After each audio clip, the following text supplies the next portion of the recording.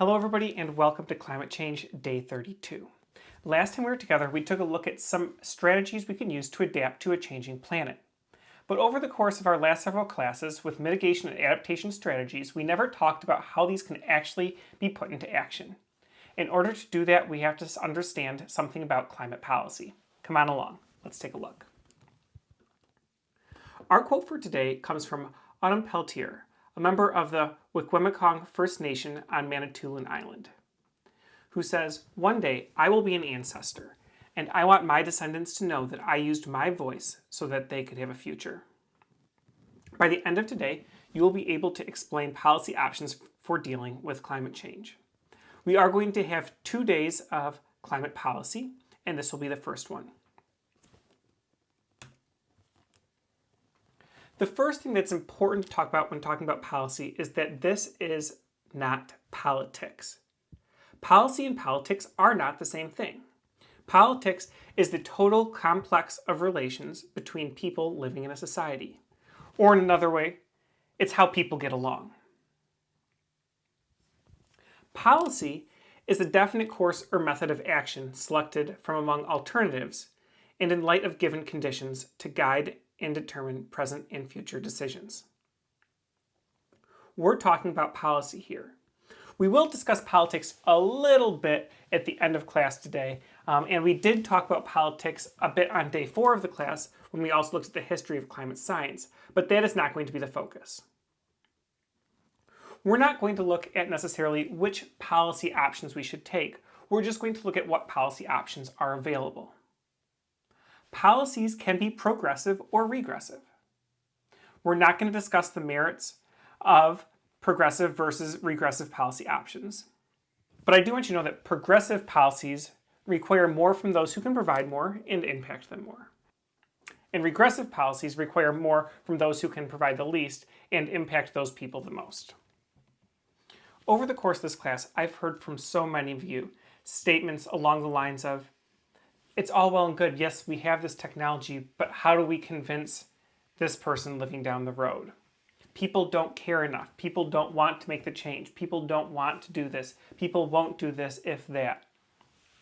And I think it's a really, really tough spot to be in, thinking like that, because that works from the assumption that solving this problem is going to be something that's done based on individual actions. And I completely agree with you that if we rely on that person living down the road just automatically deciding to cut their consumption of carbon-based goods by 60 or 80%, that's probably not going to happen. And so we need to look at some other policy options. And so here we're going to come together, we're going to present some ideas of different ways that governments can impact the amount of carbon dioxide that's being emitted and hopefully do that in a way that's uplifting to people that need to be uplifted. We're going to break down our policy options into a couple different categories. The first one is going to be market-based instruments. And the first one we're going to look at is called cap and trade. And this is a system that has been in place in some places, like California, for quite a while. And the general idea is that the government says that we're going to allow a fixed amount of emissions, and then we are going to sell or auction or give away permits for that amount of emissions. And you can only emit up to the amount that you're permitted for. However, permits are transferable. So I can sell my permit that I have to somebody else later on. And over time, you would decrease the amount of permits, and therefore the amount of carbon emissions would go down. 17 years ago, the first President Bush signed America's first cap-and-trade system into law. Emissions of sulfur dioxide, acid rain, were killing off fish, damaging forests, even tarnishing the paint on new automobiles. Congress and the White House forged a solution. This landmark legislation will reduce air pollution each year by 56 billion pounds That's 224 pounds for every man, woman, and child in America. Under a cap-and-trade system, the cap sets the maximum allowable level of pollution, but each company decides for itself how to get there. Some companies find they could reduce their emissions far below the cap. Others prefer to trade and purchase some of those excess reductions. Once we did that, we discovered that the efficient companies that could get down below the standard could sell their excess to the less efficient ones, and the net result was a 50% improvement in the amount of emissions of sulfur dioxide at a fraction of the cost it would have involved if we had simply set a regulation and said meet it by command and control. So we've used cap and trade in the past to solve problems, and the example given was acid rain, but we could use this also to address the climate crisis.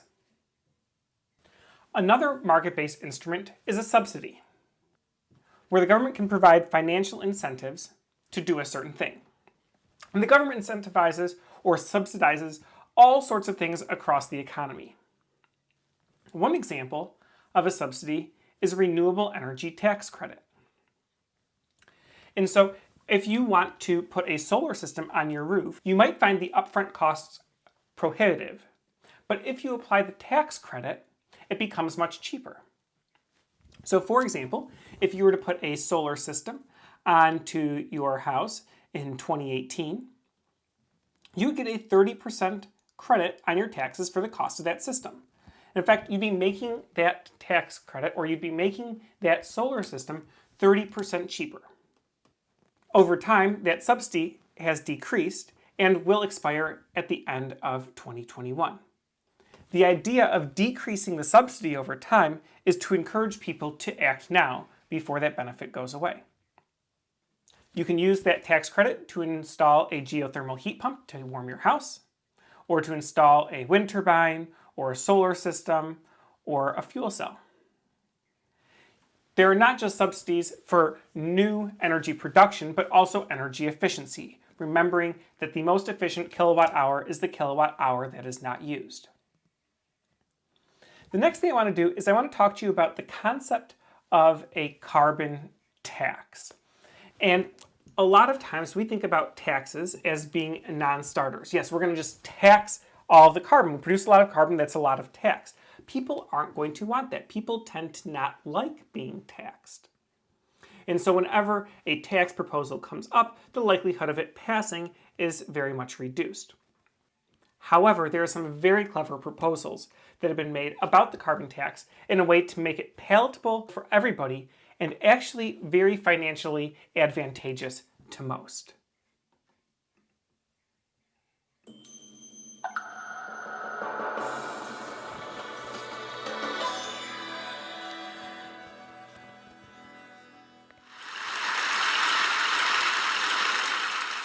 I have a 2-year-old daughter named Naya, who's under the mistaken impression that this conference is named in honor of her father. Who am I to contradict my baby girl?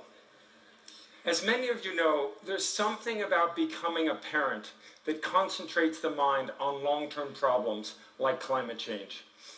It was the birth of my daughter that inspired me to launch this climate organization in order to counteract the excessive polarization of this issue in the United States and to find a conservative pathway forward. Yes, folks, a Republican climate solution is possible. And you know what? It may even be better. Let me try to prove that to you. What we really need is a killer app to climate policy. In the technology world, a killer app is an application so transformative that it creates its own market, like Uber. In the climate world, a killer app is a new solution so promising that it can break through the seemingly insurmountable barriers to progress. These include the psychological barrier. Climate advocates have long been encouraging their fellow citizens to make short-term sacrifices now for benefits that accrue to other people in other countries 30 or 40 years in the future. It just doesn't fly because it runs contrary to basic human nature. Next is the geopolitical barrier. Under the current rules of global trade, countries have a strong incentive to free ride off the emissions reductions of other nations instead of strengthening their own programs. This has been the curse of every international climate negotiations, including Paris. Finally, we have the partisan barrier. Even the most committed countries, Germany, the United Kingdom, Canada, are nowhere near reducing emissions at the required scale and speed, not even close.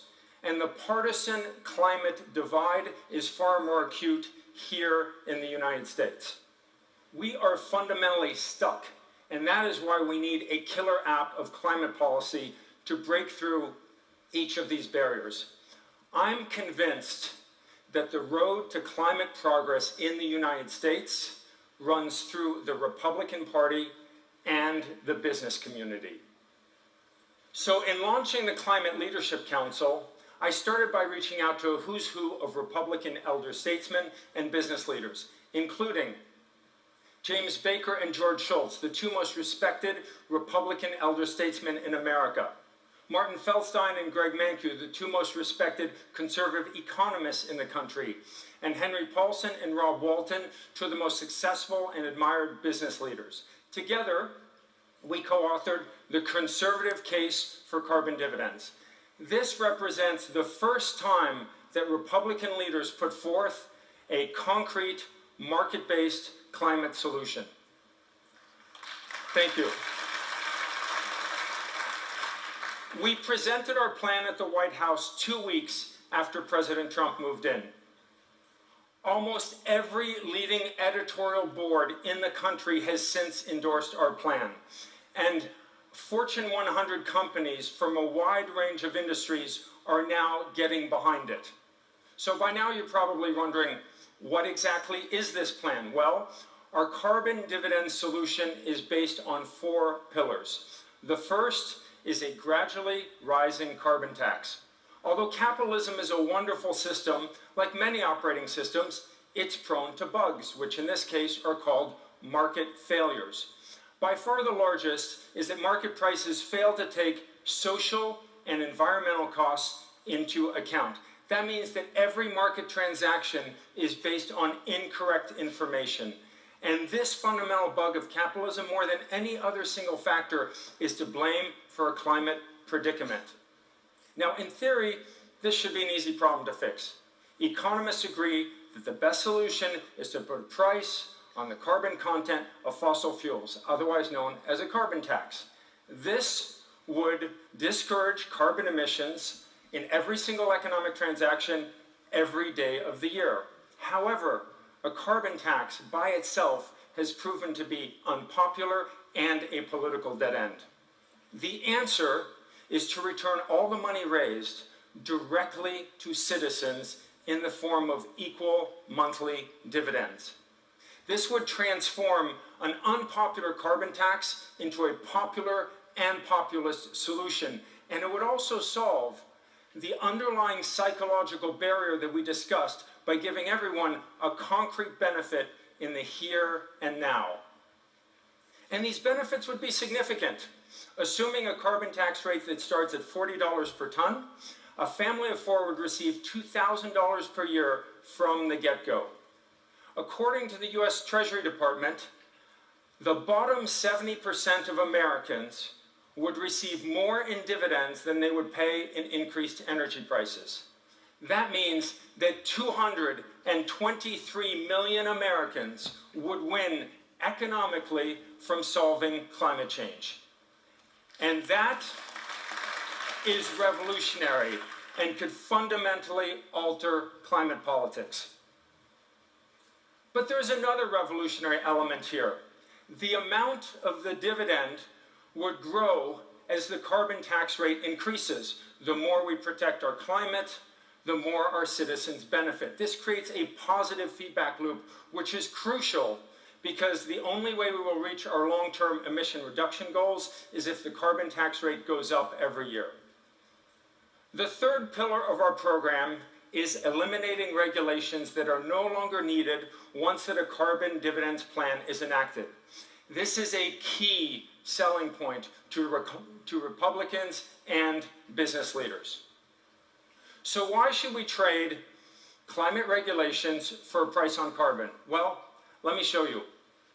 Our plan would achieve nearly twice the emissions reductions of all Obama-era climate regulations combined, and nearly 3 times the new baseline after President Trump repeals all of those regulations.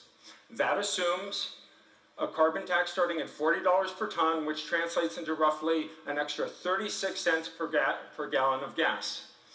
Our plan by itself would meet the high end of America's commitment under the Paris Climate Agreement. And as you can see, the emissions reductions would continue over time. This illustrates the power of a conservative climate solution based on free markets and limited government. We would end up with less regulation and far less pollution at the same time, while helping working class Americans get ahead. Doesn't that sound like something we could all support?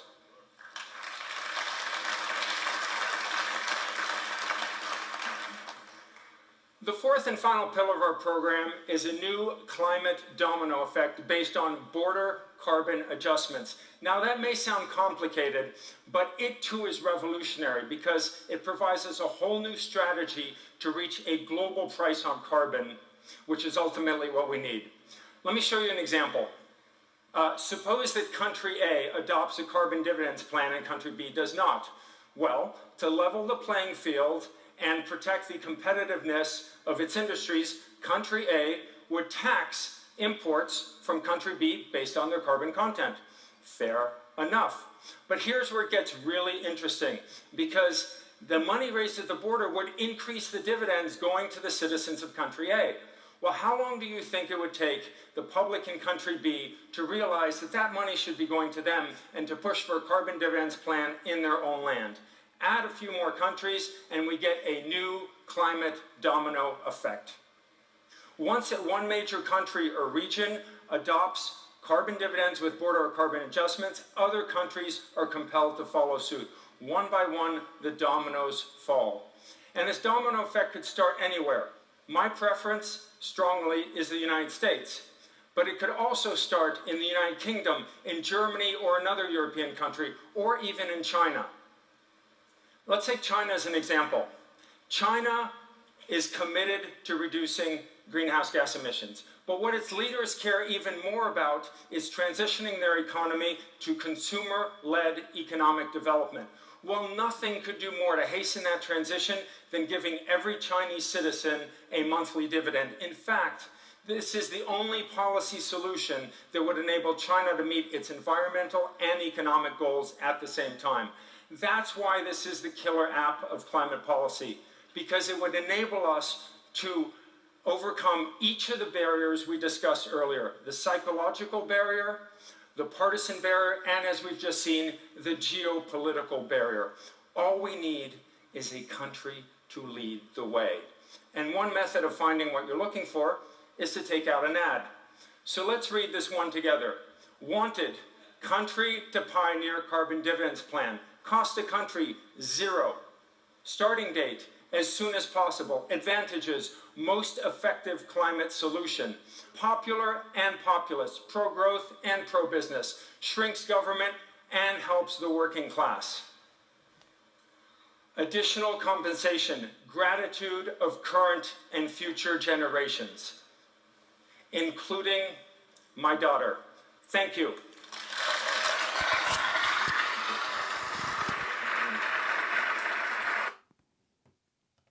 Okay, so a couple things about what you just watched. The first is, this is not a dispassionate piece of information you just received, right? This is somebody advocating for a position that they've been working on creating, but you can see that this has a strategy that potentially has a lot of merits. The second thing is, this was made 3 years ago, and a lot has happened in the world of climate and politics since then. One of those things is our neighbor to the north, Canada, has actually implemented a carbon tax. And let's take a look at how that's working for them. Carbon tax, right? Yes. Which is not fair, I think, in my opinion. Carbon tax? Absolute disgrace. I actually didn't realize how much difference there was going to be between yesterday and today. As part of its national plan to put a price on carbon, the Trudeau government imposed its federal carbon tax on provincial holdouts that don't have their own plans: Saskatchewan, Manitoba, Ontario, and New Brunswick. It starts at $20 per ton. For gas, that means an extra 4.4 cents per litre. But the tax ratchets up every year until 2022, when it more than doubles. And the costs on fossil fuels will also filter down to all kinds of products. There's a tax rebate designed to offset those costs, but for those gassing up today, the sticker shock is real. My income really hasn't changed, so I will definitely notice it. So how is the carbon tax, and the rebate for that matter, supposed to work? Peter Armstrong gives us the nuts and bolts. The whole idea here is to use pricing to change behavior, something that already happens all the time. When one vacation costs more, we look at others. When one kind of vegetable costs more because of a price spike, we look for alternatives. In this case, it's the price of goods and services that cause greenhouse gas emissions. Gas for your car, home heating fuel, natural gas. Consider the cost of gasoline. The best-selling vehicle in Canada is the Ford F-Series pickup truck. A carbon tax means an extra $3.80 to fill it up. For the best-selling car, tack on another $1.98 per fill-up. So that's the cost. But remember, the government will send money back to families as well.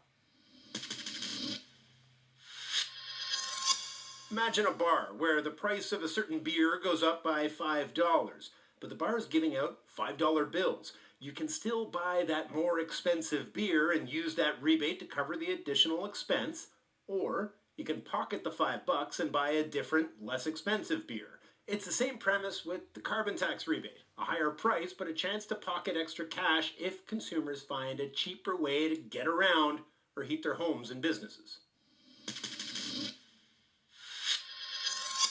But what choices do consumers really have? Well, they could buy a more fuel-efficient car or furnace. Some could use more public transit. But the whole point is not to be prescriptive. It's not to determine in the rooms of government which is the right way for each of us to reduce our emissions. That rebate varies across Canada, but the projected cost is less than the rebate in every scenario. And advocates say the math has already been borne out. British Columbia has had a carbon tax in place for more than a decade. Its economic growth is the best in Canada. People are driving more fuel-efficient cars, and they're driving less. And since BC's carbon tax was introduced in 2008, emissions have fallen up to 15% from where they would have been. Peter Armstrong, CBC News, Toronto. Okay, now for the politics. For the 4 provinces hit with a fresh tax in an election year, this is good wedge politics for both sides, both provincially and federally. Conservatives see some opportunity. The 4 provinces hit by the carbon tax today are all run by Conservative premiers. All oppose the tax. Ontario and Saskatchewan are actually fighting it in the courts. It doesn't work. It taxes our jobs. It taxes our families. Our government is going to fight the Trudeau Liberal carbon tax with every tool at our disposal. And nationally, the Liberals may have just given the opposition an election year applause line. My first act as Prime Minister will be to scrap Justin Trudeau's carbon tax. But on the flip side, Liberals may welcome a fight on the environment. Pollution has been free. We need to put a price on it. The carbon tax is a potential winner for voters who care about climate, not to mention a stark contrast with those who have yet to announce a plan. We're focused quite frankly on Canadians whose houses are flooded, who are being impacted by extreme heat. Who are concerned about climate change and want to do their part and want to make sure that it's done in a way that actually works. And with the SNC affair on a rolling boil, the Liberals may view any change of subject as a good thing.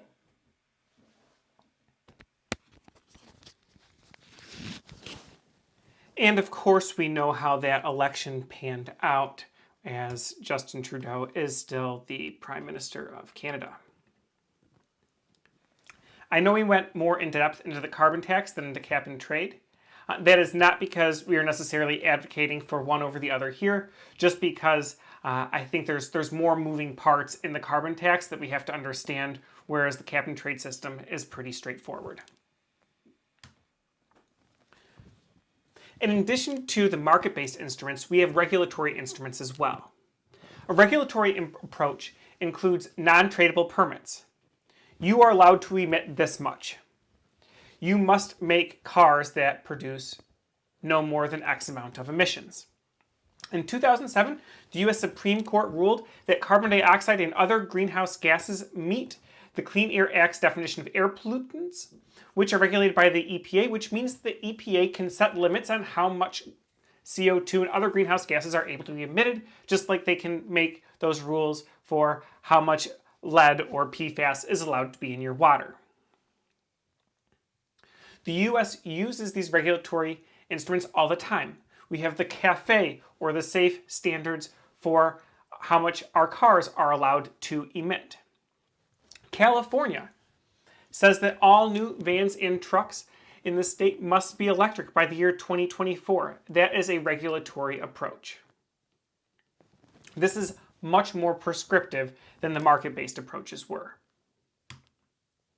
Another option is we need to remember that federal and state governments are huge and they spend a lot of money, and that spending has impacts on the economy and the atmosphere.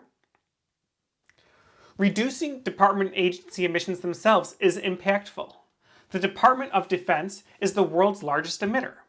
Now, we're not going to take all of our fighter jets and make them carbon-free tomorrow, but there are tons of places within that department where improvements can be made that are large enough to have an impact overall. Purchasing goods can create economies of scale for clean technology.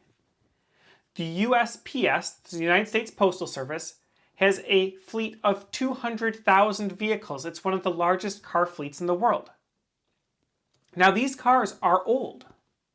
70% of those classic US Postal Service trucks that you see on the road are between 25 and 32 years old. They need to be replaced. What if we replace them with electric cars? Electric cars are perfect for this because their routes are short. They're out for a long time over the course of the day, but they're not actually driving all that far. They don't get driven at night, which means they're going to a set location where you can have a charging station and they charge overnight until they're used again the next day for the same route. If we do this, we'll be producing enough electric cars to bring down their price dramatically for everybody else. The US Postal Service has talked about doing this, and in early December of this year, 2020, the US has delayed an announcement about whether or not they are going to pursue that option. And finally, the US government supports most research that takes place in the United States through grants and its national labs. This research goes into things like clean energy technology, adaptation mitigation strategies, electricity production. Those technological breakthroughs, those technological advances are able then to help and improve the system. For the most part, these actions are done not through Congress, but through executive action and agency policy. Policies can have both the intended consequences and the unintended consequences. And unintended consequences often result in policies needing to be revised. The process by which policies are implemented often tries to recognize what these unintended consequences are going to be and come up with ways of avoiding them. Let's just take a look at two examples of an unintended consequence.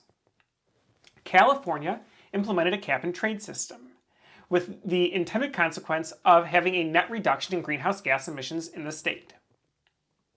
But because you can trade those permits, air quality actually ended up decreasing in disadvantaged neighborhoods, as those permits were sold to polluters in areas where people had less of an opportunity to advocate against their use.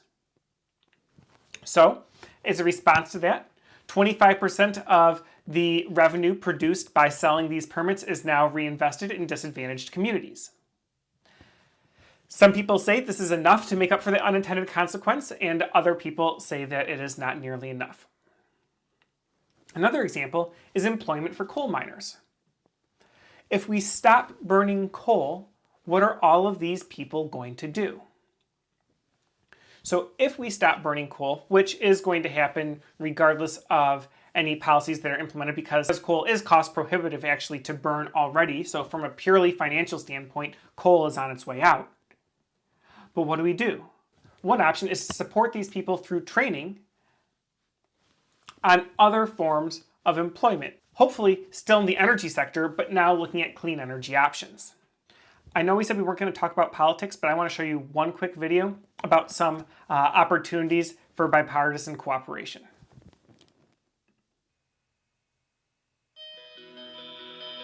In our Eye on Earth series, a bipartisan group of senators is announcing new action on climate change, only on CBS This Morning.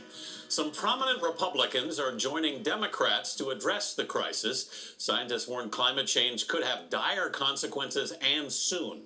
Nancy Cordes spoke with members of both parties on an issue Democrats often champion, while Republicans typically push aside. She's on Capitol Hill. Nancy, what changed? Well, the biggest thing that changed, Anthony, is public opinion. It has evolved rather quickly, and most Americans, according to the polls, now view climate change as a major threat. The question is, can this new bipartisan group get past the political divide that still exists here in Congress on this issue? From the Arctic to the Amazon, the floods, flames, and melting ice are impossible to ignore. Now, even in Congress, the climate is changing. We look a bit like Neanderthals. It's real. We've got to take action. Utah's Mitt Romney is one of 4 Republicans, 3 Democrats, and 1 independent who just joined the Senate's first bipartisan climate caucus. My expectation is that we will start by listening. It's the brainchild of Delaware Democrat Chris Coons and Indiana Republican Mike Braun. I've got 4 kids. Took a poll among them. What do you think about this idea? They love it. A departure from the climate science skepticism the GOP has embraced in recent years. All of this with the global warming and that, a lot of it's a hoax. I do not believe that human activity is causing these dramatic changes to our climate. It's very, very cold out, very unseasonal. So here, Mr. President, catch this. There are still some Republican senators who think that cold winter weather is a sign that the climate isn't changing. I think science is more and more clear, and I think people will either be convinced or not as time goes on. You know, I think many probably just were not willing to say it, but to me it's chemistry and physics, and I'm not going to deny that. Democrat Jeanne Shaheen can already see the impacts in New Hampshire. Our ski industry is affected, our snowmobiling, our maple sugaring industry, so many things that people can see. Have all of you seen changes in your own states? Absolutely. It's striking in Delaware just how much it's impacting everything from sports fishing, commercial fishing. How you doing? Their first move, a meeting with CEOs, some of them pushing a carbon tax. It's an early test of the group's ambition and clout. If we go there right away, I think we'll probably be doing the whole thing a disservice. Do you have to cap or at the very least discourage emissions in order to make a difference? Oh, I'm not going to say any have to with regards to climate. I think all the ideals will be on the table. There's a dozen different areas where we are hopeful that there is some low-hanging fruit that can be moved forward on a bipartisan basis. Maine's Angus King says strength in numbers will help. My philosophy is let's take small steps, find some things we can succeed on. Scientists insist nations must act now with millions at risk from rising temperatures and sea levels. And with the crisis threatening to cut the U.S. economy by up to 10% by century's end, these senators hope Congress can catch up. I do believe that old saying is true, which is when they feel the heat, they'll see the light. People who might otherwise be more inclined to slow things down are going to say, we've got to respond. The group wants to introduce legislation by next year, but they have a challenge in winning over the White House, which just began the process of withdrawing from the Paris Climate Accords this week and has rolled back dozens of environmental rules, Tony, since taking office 3 years ago. Yeah, Nancy, they've got a potential blockade there at the White House. They've also got to win over the rest of Congress, but it is a start, and that's good news. Nancy, thank you very much.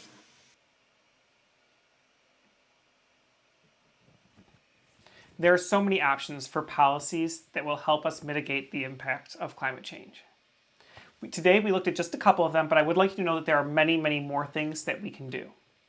I wanted us to take this look just so that we could see that maybe everything is not dependent upon everyone down the road from you deciding that they want to cut their emissions by 60, 80, or 100% themselves. That these are things that we can incentivize in a way that will solve the problem, or at least reduce it, and improve the lives of everybody in the process. I hope you all learned a lot. I hope that you're a little bit more optimistic than maybe some of you were before we took a look at this. And I look forward to seeing you all next time and discussing it in class. Take care, everybody. Bye-bye.